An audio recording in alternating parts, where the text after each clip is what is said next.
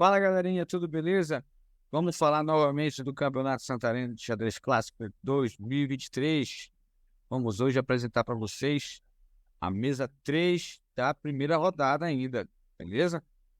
Mesa 3 hoje que temos aí dois ícones do xadrez santareno, Gilmar Silva jogando de pretas e o Lucas Reis que nos últimos torneios vem se destacando, já chegou próximo a um pódio, depois pegou um pódio em terceiro lugar, está sempre buscando melhorias no seu jogo. Hoje nós vamos dar uma olhadinha nessa partida deles, foi uma partida até interessante, terminou rápida, mas vamos nessa. Então estamos aqui e de brancas estava o Lucas Reis contra o Gilmar Fernandes, beleza?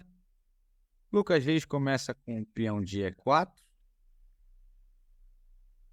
Gilmar responde com o peão de C6, iniciando ali a Caro-Kann. E eles seguem com essa variante em cavalo C3, propondo trocas. Porém, Gilmar não quis fazer essa troca. Ele jogou o peão de E6 aqui, galerinha, o que foi considerado uma imprecisão, né, pelo Stockfish, porque ele acabou travando o bispo de casas claras aqui dentro dessa estrutura. Dentro dessa estrutura aqui. Então foi considerado uma certa imprecisão pelo jogador de negras. Lucas jogou esse, que o computador também considera uma imprecisão. O que ele considerava melhor nesse lance era ter jogado bispo D3, desenvolvendo mais uma peça. Poderia seguir com essa seguinte sequência, já deixando o centro aberto, gambitando, como a gente costuma falar, o peão de D, porém prevalecendo o desenvolvimento de suas peças. Mas não foi seguido na partida, foi jogado E5, depois foi jogado C5, e aqui temos praticamente uma formação de francesa, né, para aqueles jogadores que conhecem também. Foi respondido com cavalo F3, foi jogado cavalo C6 pelo Gilmar, o bispo jogou atacando ali o cavalo, deixando ele cravado. Então o jogador de negras jogou o peão de A6, atacando o bispo. O jogador de brancas tinha a oportunidade de trocar pelo cavalo ou de retornar. Se ele retorna para A4, ele cai numa armadilha, né? Vamos ver, olha só. O peão atacando, depois ele não tem mais o que fazer e o peão ataca novamente o bispo, deixando ele sem casas. Em algumas estruturas isso aqui é chamado de Arca de Noé. Então, prende o bispo de casas claras. Mas ele resolveu jogar bispo E2, o que foi considerado um erro grave pelo seu Stockfish, né? O que deveria ser jogado naquele momento era bispo toma cavalo e seguir com essa sequência, deixando a partida mais centralizada ali, deixando apenas o peão de D passado e com certos ataques que poderão chegar a qualquer momento.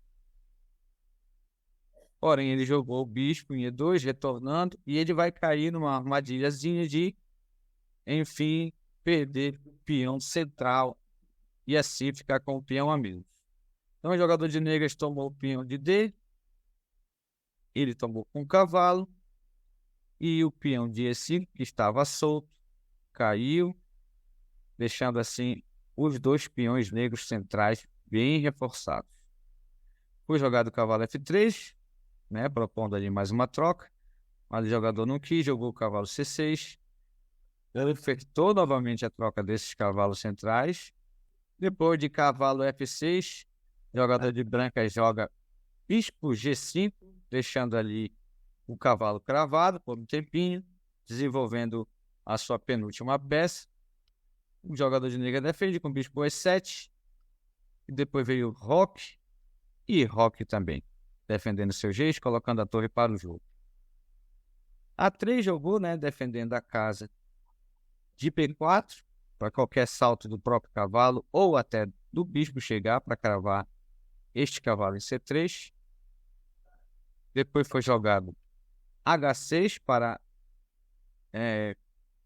imprimir ali uma certa força sobre a casa de G5 e fazer com que o jogador das brancas pense se vai ou não tomar esse cavalo de F6. O jogador das brancas teve uma outra decisão, atacou a dama primeiro, capturando o cavalo de C6, houve a troca em C6 e depois houve uma captura ali em F6, o que o computador não gostou, porque, querendo ou não, ele poderia ter mantido ali a pressão, né, na coluna. O bispo poderia estar se mantendo aqui, voltando para H4, até porque esse cavalo, por enquanto, não tem muitas saídas boas. Se ele for para E4, a troca vai acontecer e ele vai ficar com o peão dobrado, né? Então, o certo seria voltar para H4 e jogar essa linha. Depois de C5, torre E1, torre E8, bispo F1, bispo B7, peão B3, bispo C6, dama F3, dama C7, dama H3, botando pressão na coluna. Cavalo D7 apertando trocas. Aí, nesse caso, seria melhor trocar. E o jogo ficaria com uma vantagem ainda alta para os jogadores negros, porque tem um centro muito forte, muito estabelecido. Aí, depois de bispo toma F6, o bispo também retomou. Bispo F3 ganhando a diagonal grande. Torre B8 atacando o peão de B2. Torre B1 fazendo a defesa. Dama A5 agora fazendo aquela pressão na casa de C3. Né? Se toma, retoma e o peão acaba caindo, deixando ainda maior a vantagem para o jogador das negras, né? Para o Gilmar. Nesse momento, o Lucas resolveu jogar dama C1. Resolveu proteger ainda mais a casa de B2, o que foi considerado uma imprecisão, porque o lance, nesse momento, ele poderia exigir que você atacasse a dama para que ela fugisse daí. E se a dama tomasse o peão de A3, que está solto, a dama cairia numa armadilha e ela estaria presa. Não teria mais casa nenhuma para sair. Então, não pode por causa do cavalo. Aqui pegava a dama. Para cá tem o cavalo que toma em A4.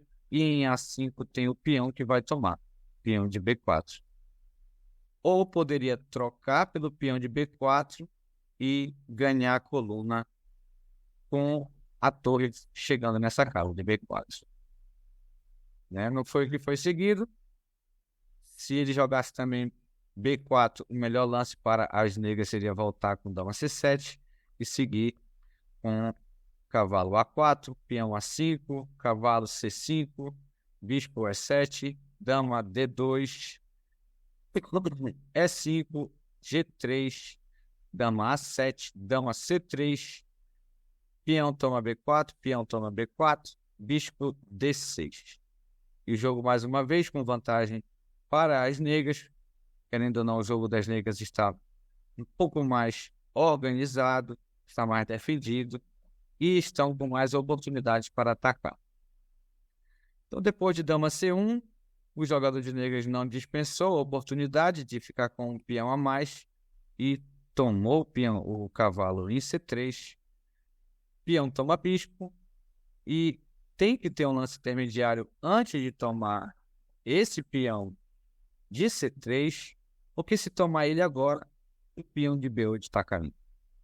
Então toma a torre de B1 e depois toma o peão lá em C3, ficando com uma vantagem ainda maior. Seguiu com dama A2 pelas brancas, peão A5, torre na D1, peão A4, e o jogador de brancas comete essa brutalidade, este erro, infelizmente, um blunder, uma gafe ou uma capivarada, porque além de atacar a dama do adversário, ele infelizmente deixou a coluna para chegar em E1 e cometer o mate, e o jogador das negras não desperdiçou e a partida acabou desta maneira. Beleza, galerinha? Então, assim, segunda mesa que estamos vendo da primeira rodada, essa é a mesa 3. Então, meus amigos, e assim finalizou a partida, né, com o checkmate do Gilmar aplicado ali na casa de D1, né, depois que a torre atacou, esqueceu de proteger ali a última fileira e houve esse mate. Essa é a segunda mesa que estamos analisando, é a mesa 3 da primeira rodada. Em breve teremos mais uma mesa analisada, que será já da mesa 2, com uma partida minha. Espero que eu não tenha errado bastante. Perdi a partida, já falei isso em outro momento. Então, o que acontece a partir de agora, nós vamos ver a precisão dos lances desses dois jogadores. Bom, como vemos, o Lucas Reis, jogando de brancas, teve 3 imprecisões e 2 capivaradas. A primeira capivarada foi quando ele retornou o bispo para E2. Ele poderia ter trocado lá em C6. E a segunda capivarada, a pior delas, que levou a perda da partida, com torre em D3, deixando a última fileira aberta para a chegada de dama na E1. Com isso, ele teve 81% de precisão nos seus lances. O Gilmar Silva, apenas aquela imprecisão de jogar peão em E6 e nenhuma capivarada e nenhum outro erro, com 95% de precisão do seu lance. É isso aí, galera. Espero que vocês tenham curtido esse conteúdo. Deixem o seu like, compartilhe com seus amigos, chame a galera para estar acompanhando o Campeonato Santareno de Xadrez Clássico. Valeu, um abraço e até a próxima. Fui!